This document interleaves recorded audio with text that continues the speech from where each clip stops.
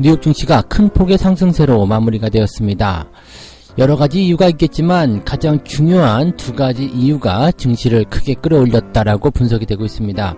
첫 번째는 국제 유가가 크게 뛰어 올랐는데요. 이제 곧 있을 감산 협의에 따라서 여기에 대한 기대감이 작용을 했죠. 그래서 국제 유가가 크게 올라가면서 증시도 같이 끌어올렸다라는 분석이고요. 두 번째는 샌더스가 대선을 포기했습니다. 그래서 그동안 월가에서 가장 싫어했었던 대선 주자 중에 한 명이었죠. 보수적인 성향이 강했었던 샌더스가 사퇴를 하게 되면서 이제는 미국 경제의 불안감은 사라졌다 이런 얘기가 나오고 있습니다. 이런 이야기들 자세하게 전달을 해드리도록 하겠습니다.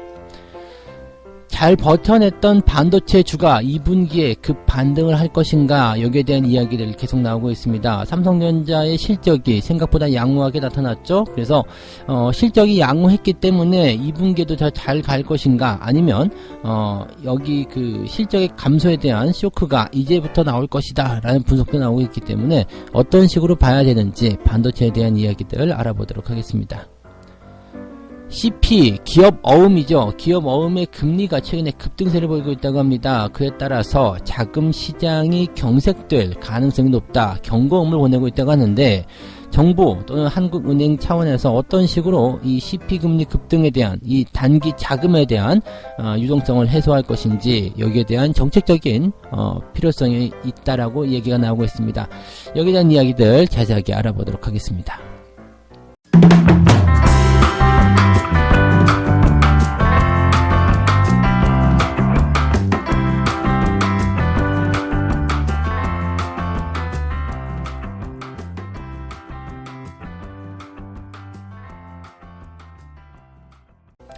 네, 반갑습니다. 오늘은 4월 9일 목요일입니다. 자, 미국 증시가 크게 또 상승을 하게 되면서 만기일에 대한 부담감, 우리나라에서는 어떻게 나올 것인가 아직은 잘 모르지만 그래도 미국 증시에서 전해지는 소식들은 긍정적이다라고 일단은 말씀을 드릴 수 있을 것 같습니다. 시장 자체가 그래도 잘 올라왔어요. 상승 출발을 해서 살짝 변동성을 보이는가 싶었지만은요, 마이너스권 한 번도 들어가지 않고 위쪽으로 쭉 올라서는 모습, 즉 상승 마감까지 주가가 계속 끌어올라가는 모습이 나타났습니다. 다우지수가 779포인트 상승해서 3.4% 상승 마감을 했고요. 나스닥 같은 경우도 2.5% 상승세를 보였습니다. 퍼센테이지가 중요한 게 아니라 지속적으로 상승을 했고 꾸준하게 상승 흐름을 유지했다라는 것이 중요한 것 같아요. 그래서 이렇게 상승 흐름이 연속적으로 장 초반부터 장 마감 때까지 꾸준하게 연결됐다라는 것은 일단은 시장의 호재가 계속적으로 나타났고 투자자들의 심리가 꾸준히 개선이 되었다라고 분석이 될 수 있는 내용일 겁니다. 그래서 미국 시장에서 전해지는 이런 부분들 나쁘지 않다, 이렇게 판단이 좀 돼야 되겠죠. 물론 미국 시장이나 글로벌 시장 같은 경우가 우리나라와 이렇게 완전히 커플링 된다거나, 즉 요즘은 미국 시장이 잘 간다고 해서 우리나라가 따라간다거나 그러지는 않고요. 우리나라가 잘 가는 것을 미국 시장이 따라가는 경우들이 있더라고요. 그래서 아시아, 유럽, 미국 이런 식으로 이제 구분이 돼서 누가 시장을 좀 주도해 나간다든지 이런 형태의 모습보다는 그냥 다 같이 그냥 나타나는 뉴스에 따라서 네가 먼저 갈 수도 있고 내가 먼저 갈 수도 있고 그런 모습인 것 같습니다. 그래서 어쨌건 분위기는 좋아지고 있기 때문에 여기에 따른 긍정적인 영향은 국내 증시에도 나오지 않겠는가, 이렇게 예상을 하고 있습니다. 자, 미국 증시가 이렇게 크게 올라간 이유를 좀 살펴봐야 되겠죠. 그 이유는 첫 번째가 이제 국제 유가라고 보시면 되겠습니다. 유가가 많이 올라가는 모습이 좀 나타났는데 무려 이제 11%나 폭등을 했다라고 얘기가 나옵니다. 유가가 이렇게 많이 올라갔다라는 부분들은 기대감이 좀 커졌다라고 볼 수도 있겠죠. 그래서 일단 미국 증시 마감 1분 후에 미국 서부 텍사스 원유 5월물 가격이 배럴당 26.28달러가 나왔다. 그래서 11.21% 대폭등했다라고 되어 있습니다. 일단 유가가 많이 오르게 되면 에너지 관련한 섹터들이 상승세를 계속 보일 수밖에 없겠죠. 네, 그래서 이 유가를 둘러싼 여러 가지 내용들 좀 보게 되면요, 오늘 제가 중국 쪽에도 이야기를 해보겠습니다만, 이 유가 상승에 대한 부분들을 제가 중국 그 현지인들과 통화를 하면서 그 러시아와의 중국의 관계 그리고 미국이 가만히 있지 않을 것이다라는 부분들의 힌트를 제가 좀 얻어냈었던 그 이야기를 제가 한번 해드렸었죠. 그러니까 뭐 상황이 이렇습니다. 뭐 이렇게 종합적으로 아주 자세하게 세세하게 말씀드리기는 시간이 너무 부족하지만 이제 뭐 그냥 대략적인 부분도 좀 말씀드려보면 러시아가 중국에게 고정적인 그 금액으로 일정 그 정가제로 이 기름을 대주고 있었고 그 다음에 감산이 되든 뭐 증산이 되든 일단 중국이 계속적으로 일괄적인 가격에 러시아산 석유를 사들이고 있다. 그렇다면 굳이 러시아는 감산에 동의를 할 이유가 없었다라는 얘기가 되는 거고요. 그리고 이 부분을 이제 미국을 압박하는 용도로 사용할 수 있다. 왜? 정치적인 용도로 이용이 가능한 게 미국이 지금 셰일 오일에 대한 부분들 때문에 지금 골머리를 썩고 있단 말이죠. 이제 기름값이 높을 때는 상관이 없는데 기름값이 계속 낮아지게 되면 셰일 오일 기업들이 도산할 수 있는 가능성이 있다는 얘기죠. 그러니까 이 부분은 또 미국 경제에도 충격을 줄 수 있는 내용이기 때문에 러시아가 이걸 노릴 수 있다라고 얘기가 된 거죠. 그래서 사우디는 미국 편이기 때문에 감산을 계속 하자라는 얘기가 나오지만 러시아는 안 한다. 이런 식의 배경이 나올 것이다. 네, 얘기를 드렸던 부분이에요. 그래서 국제 유가가 더 하락할 수도 있었던 그런 배경들이 그렇게 나왔는데 이제 문제는 여기서 어떻게 나오냐면 미국이 막바지점에 들어가게 되면 자국 내 기업들의 보호를 하기 위해서 뭔가 정책적인 조치가 나올 것이다. 그게 이제 저점이 될 것이다라는 얘기를 해드렸었죠. 그게 뭐냐면 미국이 이제 그 감산에 합의를 하지 않는다면 관세를 매기겠다라고 얘기가 나오죠. 미국이 가장 강력하게 요즘에 들고 나오는 이슈 중에 하나가 이제 세금 아니겠습니까? 그래서 관세를 매기겠다. 그리고 이제 뭐 티격태격하는 모습이 계속 나타나기 시작하면서 더 이상은 봐줄 수 없다. 뭐 이런 식의 얘기가 나온 거죠. 그러니까 이 국제 유가에 대한 부분들은 이제 자국 내 이익들이죠. 그러니까 미국이 그걸 가만두겠냐? 지금 어떻게 잡은 이 원유 생산량 1등, 뭐 판매량 1등 이런 그 중동을 앞서는 그런 미국의 에너지 패권이 지금 시작된 지 얼마 안 되지도 않았는데 이것을 가만히 눈뜨고 넘겨주겠느냐 이 얘기가 된 거죠. 그래서 뭐 지금 이런 식으로 상승세가 좀 나오는 것이 아닌가 생각되고요. 이제 뭐 감산 합의가 이루어진다 안 이루어진다 연기된다 만다 얘기가 많았었지만 이제 연기가 되는 것으로 그 진행이 되는 것으로 이야기가 됐고 이 감산 합의에서 이제 아마도 이번에는 감산이 될 것이다 라고 얘기가 나오는 것 같습니다. 좀 이제 강력한 부분들 그 다음에 더 이상은 안 돼 이러한 어떤 압박들이 들어갔던 것이 아닌가 생각이 됩니다. 물론 이제 감산 합의에 대한 것들은 감산이 돼야지 알겠죠. 돼야지만이 됐다라고 볼 수 있겠고 여기에 대한 내용들은 이렇습니다. 뭐 감산 합의에서 감산이 이루어졌다라고 한다라면 거기에 대한 어떤 호재거리는 이미 좀 반영이 되는 모습이죠. 그래서 이미 반영이 됐다라는 기대감 때문에 주가에는 뭐 큰 영향은 있지 않을 것이다 생각되지만 좋은 분위기는 형성될 것이다 라고 보시면 되겠고요. 만약에 감산에서 실패를 하게 된다 그러면은 이것은 또 다시 악재가 될 가능성이 높습니다. 그래서 주가의 변동성을 확장시키는 내용이 될 수 있기 때문에 일단 요거는 뭐 믿져야 본전은 아닐 것 같고요. 잘 해야지 욕을 안 먹는 그런 상황이 좀 될 것 같습니다. 그래서 감산에 대한 부분들은 일단 시장에 좋은 쪽으로 반영이 됐기 때문에 좋게 마무리가 된다라면 큰 충격 없이 긍정적 분위기를 이어갈 수 있을 것이다. 뭐 그런 모습이라고 보시면 되겠죠. 그래서 어쨌건 지금 미국 증시의 상승 포인트는 국제 유가가 상승한 그런 포인트, 그런 배경에 있다라고 봐주시면 되겠습니다. 자, 그 다음에 또 한 가지 이슈는요, 사회주의자라고 하는, 불리는 그런 사람인데, 이제 샌더스죠. 버니 샌더스가 이제, 민주당 그 대선 후보 경선 레이스를 포기를 했습니다. 이제 사퇴를 했어요. 사실 이제 샌더스 같은 경우는 이제 기업들에게 좀, 뭐라 그럴까 부정적인 그런 시각의 사람이었죠. 그리고 진보 성향 그리고 반자본주의적 색채가 굉장히 강했다라는 얘기가 일단 나왔습니다. 그래서 월가에서는 굉장히 싫어했죠. 왜냐하면 이 샌더스는 뭐 기업의 그 세금 다 원상복귀 시키겠다라는 얘기가 있었어요. 그래서 지금 트럼프 행정부가 하고 있었던 그 법인세 인하 그것을 통해 가지고 뭐 미국 내의 어떤 고용률을 좀 올려주거나 이런 정책들에 대해서 완전히 반하는 모습이기도 했었죠. 그래서 이 내용들이 일단은 해소가 되는 부분이고요. 또 한 가지는 증권세 뭐 이런 그 선물 뭐 이런 거래에 대한 세금들을 전부 다 또 부과시키겠다 뭐 이런 식으로 얘기가 나왔거든요. 그러니까 월가에서는 당연히 싫어할 수밖에 없겠죠. 그러니까 이런 부분들에 대한 변수가 또 줄어들었다라고 보시면 될 것 같지 않은 생각이 됩니다. 그래서 정치적 우려감들이 좀 줄어들었고요.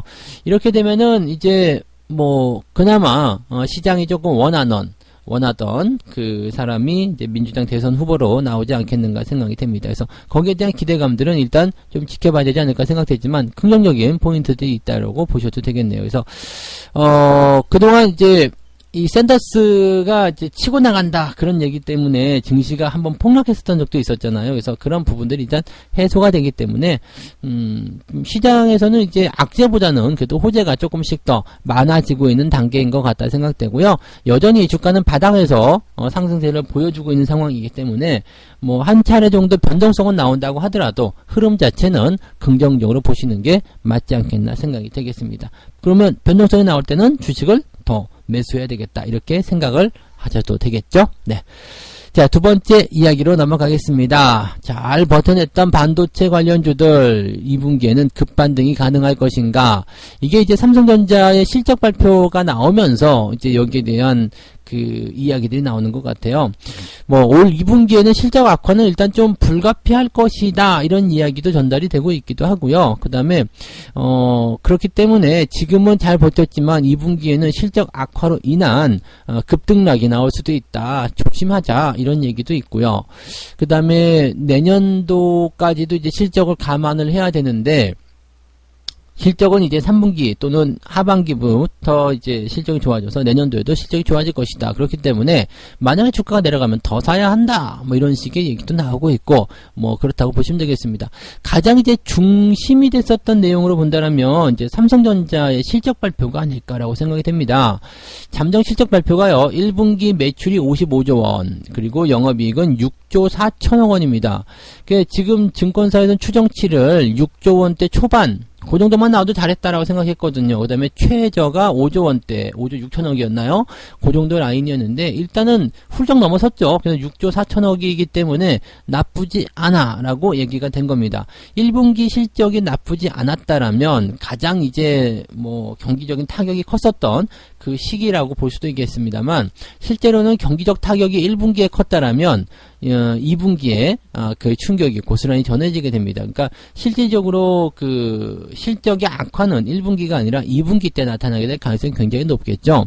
근데 뭐 경기가 조금 부진했다라고 하더라도 삼성전자 같은 경우는 일단 그 화웨이라든지 애플 이런 기업들이 뭐 신제품을 연기시킨다거나 신제품 출시 연기시킨다거나 또는 뭐 공장에서의 뭐 또 뭐 미국의 제재를 통해 가지고 좀 부담을 겪었다거나 그랬었죠. 그래서 사실 화웨이 같은 경우만 보더라도 깡통폰이 나왔었잖아요. 그리고 뭐 5G가 된다고 하더라도 깡통폰이기 때문에 뭐 경쟁 상대가 안 됐고, 애플 같은 경우는 신제품 나왔지만 5G가 없는 상태였기 때문에 삼성전자가 상대적으로 주목을 많이 받던 그런 모습이었고, 폴더블 폰 그리고 신제품인 S20 뭐 이런 제품들이 이제 시장에 쫙 나오게 되면서 긍정적인 기대감을 좀 가졌었죠. 그런데 지금은 이제 이런 그 수요의 감소라든지 경기의 어떤 부담감 이런 것들이 이제 2분기에 타격을 줄 수 있다는 얘기가 좀 되는 부분이겠죠. 그래서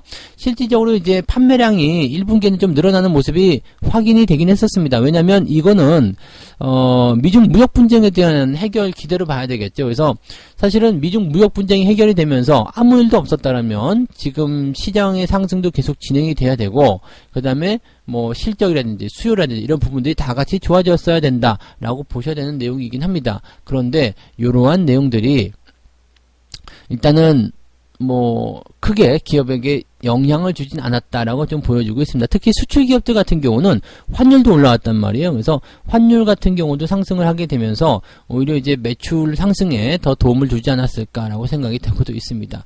그 다음에 뭐 재택근무라든지 온라인 교육 이런 것들에 따라서 반도체 수요도 많이 증가했다라는 분석들도 같이 나오고 있고요. 그러니까 실질적으로 이제 1분기 때는 뭐 크게 영향을 받지 않았다. 네. 이렇게 얘기가 되고 있는 부분인데, 문제는 이제 2분기 때가 될 것 같아요. 일단은 뭐 수요가 많이 감소할 것이다라는 어떤 부분들, 실질적으로 타격이라든지, 그다음에 실제 경제 지표에 대한 어떤 영향을 주는 부분들이 이제 2분기 때가 아니겠나 생각이 되고요. 그다음에 2분기 넘어서서 3분기가 때가 되면 뭐 애플이 신제품을 내보낸다든지 약간의 이제 경쟁 구도, 그다음에 우리는 이미 삼성전자는 신제품을 내보냈기 때문에 시장에서의 어떤 판매 감소 이런 부분들이 나올 것이다라고 분석들이 되고 있죠. 그래서 2분기 시점에서의 어떤 실적 감소 같은 경우들은 어느 정도 이제 감안을 하고 있어야 되는 것이 아니겠느냐. 그러면 주가는 변동성을 충분히 보이게 될 것이다 라고 분석들이 나오고 있는 거고요. 뭐 어느 정도 신뢰도가 있는 그런 부분들이기 때문에 여기에 대해서 이제 생각을 좀 해봐야 될 필요는 있겠죠. 다만 하반기부터 이제 뭐 상황이 진정이 되고 경기가 회복이 되는 그런 상황이 만들어진다라면 주가는 계속해서 상승을 하게 될 테고요. 실적이 호전된다라면 거기에 맞춰서 기업의 주가도 올라갈 수밖에 없겠죠. 그렇다면 뭐 변수를 통해서 급락세를 보이더라도 장기적인 관점으로 본다라면 당연히 주가가 하락했을 때 매수를 더 들어가야 된다라는 얘기가 되는 거겠죠. 그러니까 사실 최근에 이제 개인 투자자들이 삼성전자를 매수를 계속해서 해주고 있지만 매수 포인트가 제대로 들어가지 못한다라면 좋은 주식을 갖고도 장기적인 전망을 가지고도 단기적인 변동성 때문에 주식을 포기하게 되는 경우가 생기게 되는데, 그런 것들에 대한 주의가 필요하다, 이런 식으로 우리가 판단하셔도 좋을 것 같습니다. 네, 세 번째 이야기로 넘어가도록 하겠습니다. 기업들의 자금 경색에 대한 이야기입니다. 뭐 약간 어려울지도 모르겠습니다만 그렇게 어려운 이야기는 아니기 때문에 간단하게 언급을 좀 해드릴게요. CP 금리가 최근에 급등을 했다고 합니다. CP라는 것이 뭐냐면 이제 기업 어음입니다. 쉽게 얘기하면 그냥 회사에서 발행하는 채권이라고 보시면 되겠습니다. 그래서 기업들이 자금 조달을 목적으로 발행하는 어음이라고 되어 있고요. 어음이 이제 CP, 뭐 채권 이렇게 보시면 되겠습니다. 회사채라고 보시면 되는 거고요. 이 채권이기 때문에 할인으로 판매가 됩니다. 그러니까 예를 들어서 10,000원짜리다. 그러면 그리고 이제 표면 이자가 10%다. 그러면 이제 10,000원이면은 뭐 10%면 11,000원을 줘야 되잖아요. 그러면은 이제 할인이 된 금액이 이제 9,000원에 판매가 되는 거예요. 채권은 보통 그렇게 할인채로 거래가 되기 때문에 그런 식의 포인트가 나타나게 되는데, 이제 문제는 뭐냐면 이제 이 금리라고 하는 것이 이제 이자율이라고 보시면 됩니다. 채권이라는 것은 이제 거래가 되거든요.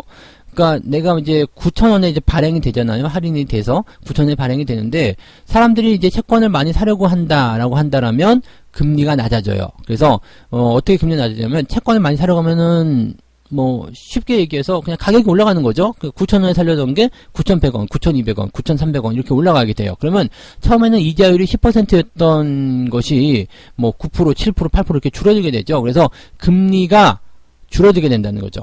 금리가 줄어든다는 것은 채권의 수익률이 낮아진다는 겁니다.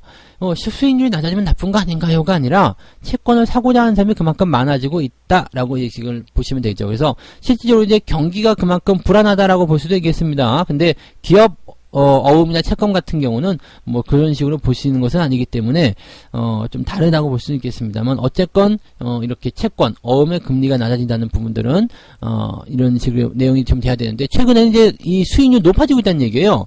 그러니까 9,000원에 이제 할인 채권이 나온 부분인데, 이것을 뭐 8,500원, 8,000원 막 이렇게 팔고 있다는 이야기가 되는 거죠. 이건 뭐냐면 사람들이 안 산다는 이야기예요. 안 사니까 어떻게 돼요? 가격은 떨어지게 되는 부분이겠죠. 더 가격이 떨어지게 되면서 이 채권에 대한 수익률은 높아지고 있다. 이것은 뭐냐면 사실 이제 기업들에 대해서 이 투자하기가 상당히 껄끄럽다는 이런 사람들의 이야기가 나오는 거죠. 그러니까 이렇게 되면은 무슨 문제가 있냐면요. 기업들이 자금 조달을 위해서 발행한 것이 이제 CP라고 말씀을 드렸잖아요. 근데 자금 조달이 안 되는 거예요. 네. 안 사니까요. 자금 조달이 안 되는 거죠. 그러니까 자금 조달이 안 되면 어떻게 돼요? 기업들이 돈이 돌지 않아가지고 부도를 만날 수 있는 상황이 좀 된다는 얘기입니다. 미국 같은 경우도 이게 큰 문제가 되기 때문에 지금 연준에서는 기업 어음, 즉 CP를 매입하는 프로그램을 만들어 놨어요. 그래서 연방준비은행하고 재무부하고 이렇게 같이 합작을 해가지고 CP를 이제 매입을 해주는 그런 직접적인 그런 역할을 하고 있죠. 다만 이제 정부 차원에서는 보증, 그 다음에 이 중앙은행 쪽에서는 여기에 대한 대출 이런 식으로 얘기가 되어 있습니다. 그러니까 우리나라도 이렇게 해야 된다는 얘기죠. 즉 정부에서 이 기업 어음에 대한 이 CP에 대한 부분들을 보증을 해주면 그 보증을 가지고 한국은행이 대출을 해주겠다. 네, 이런 식으로 얘기가 되는 부분입니다. 그러니까 기업 어음에 대한 부분들은 사실 뭐 대체적으로 다 A등급 이상의 채권들만 거래가 되고 있는 부분이고요. 이 부분이 워낙 이제 할인이 많이 되어 있다면 개인 간 거래는 거의 이루어지지 않습니다. 그래서 뭐 B등급 이런 것들, 물론 뭐 부도 위험이 있는 어음이나 채권들 누가 사지 않잖아요. 그러니까 대부분 다 A등급 이상이어서 신용도에서는 큰 문제가 없기 때문에 정부가 이제 보증을 서줘야 된다 이런 문제인데, 문제는 뭐냐면요. 거의 과반수 이상을 차지하는 그 채권 시장에 이 어음이나 이런 부분들이 이제 금융회사라든지 또는 이제 뭐라 그럴까요? 대기업이란 얘기죠. 그러니까 일반 기업들에 비해서 상대적으로 유리한 위치에 있는 금융사나 대기업을 지원한다라는 것이 정부가 자칫 잘못하면 비판에 놓일 수도 있다라는 얘기가 되는 거거든요. 그래서 이 내용들은 좀 부담스럽다는 얘기가 좀 될 수도 있겠죠. 네, 그런데 이제 여기에 대한 이제 해결책으로 이렇게 얘기하고 있습니다. 가상금리를 부과하면 되지 않겠느냐. 어차피 증권사들이 발행한 CP라든지 이런 대기업들이 발행한 CP는 어차피 A1 등급 이상이니까 우량한 채권이다. 그래서 뭐 지원 대상에 당연히 포함이 되기 때문에 이것을 뭐 눈치 보느라고 안 하면 안 되는 거 아니겠느냐.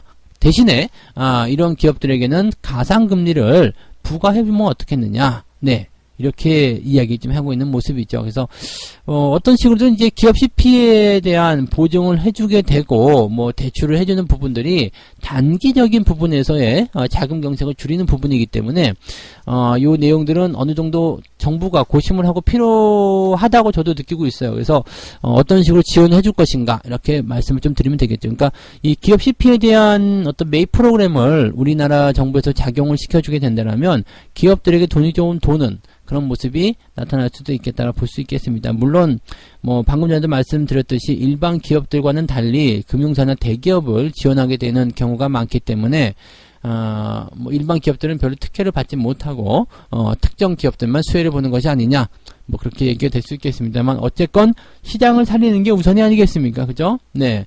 뭐 갈비뼈가 부러지더라도 심폐소생술을 해야 되는 것이 우선이기 때문에 뭐 그런 식으로 이제 가야 되지 않을까라고 판단은 해봐야 될 것 같습니다. 자, 이렇게 해서 오늘 세 가지 이야기 전달을 해드렸습니다. 뉴욕 증시가 상승 마감을 했는데요. 네, 감산에 대한 기대감으로 유가가 폭등했다는 이야기, 그리고 샌더스가 대선을 포기했다는 이야기가 증시에 큰 도움이 되었다라고 보여지고 있고요. 잘 버텨낸 반도체 관련주들은 2분기에 급반등을 할 것인가라는 질문에 대해서는 2분기에는 실질적인 수요가 감소하거나 실적이 감소할 수 있다. 그래서 급등락에 대한 롤러코스터가 나올 수 있는데 장기적 관점으로 본다면 오히려 급락할 때 더 사야 되는 것이 아니냐, 이런 분석이 나왔다고 얘기를 해드렸습니다. CP 금리가 급등하고 있어서 기업들의 자금 경색이 굉장히 우려가 되고 있는 상황이라서 정부에서 이제 보증을 해주고 중앙은행이 매입을 하는 그런 형태의 어떤 매입 프로그램이 작용이 되어야 되는 것이 아니냐 얘기가 나오고 있는데, 우리나라 같은 경우는 증권사나 대형 기업들에게만 특혜가 들어갈 수 있기 때문에 이런 논란에 휩싸일 수 있어서 좀 부담스럽다라고 얘기가 되고 있는 부분입니다. 그렇다고 하더라도 일단은 시장을 살려야 되기 때문에 정책적인 어떤 마련은 필요하다라고 말씀을 좀 드린 부분이죠. 자, 여기까지 해드리고요. 책 한 꼭지 읽고 마무리 해드리도록 하겠습니다. 시장은 허풍을 좋아하고 기업 실적의 일상적인 등락을 지나치게 반영하는 경향이 있다.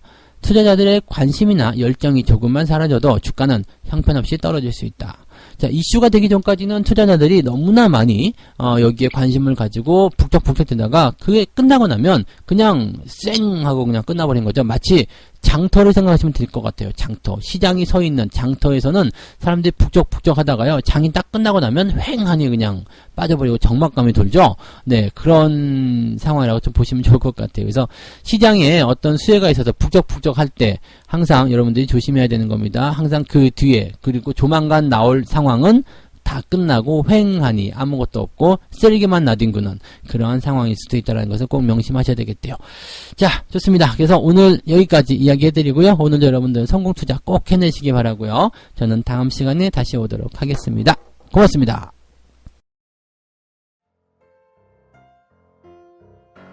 본 방송에서 제공되는 모든 정보는 투자 판단의 참고 자료이며 투자의 최종 책임은 본 방송을 이용하는 본인에게 있습니다.